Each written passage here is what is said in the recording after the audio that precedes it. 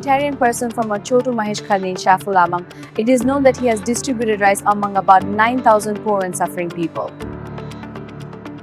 পবিত্র রমজান মাসের এই সময় কক্সবাজারের মহেশখালী উপজেলার ছোট মহেশখালী ইউনিয়নে একটা সুন্দর উদাহরণ তৈরি করেছেন প্রবাসী সমাজসেবক শফিউল আলম, যাকে শফি নামে সবাই চেনে।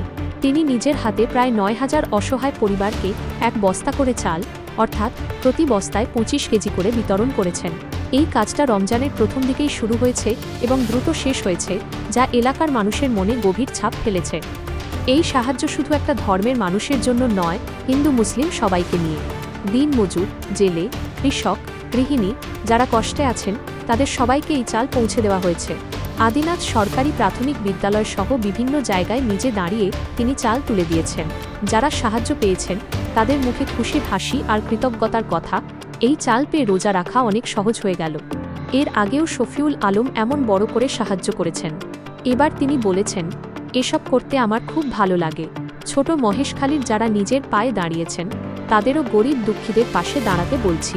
একবার করে দেখুন, অন্যের মুখে হাসি ফোটাতে পারলে মনের ভেতর যে শান্তি আসে সেটা কথায় বোঝানো যায় না। এলাকার মানুষ তাকে এখন মানবতার আলো বলে ডাকছেন। ফেসবুক, ইনস্টাগ্রামে ছবি আর ভিডিও ছড়িয়ে পড়েছে, অনেকে অনুপ্রাণিত হচ্ছেন। রমজানের এই দানের কাজটা সত্যিই অনেকের জন্য আশীর্বাদ হয়ে উঠেছে। রমজান মোবারক।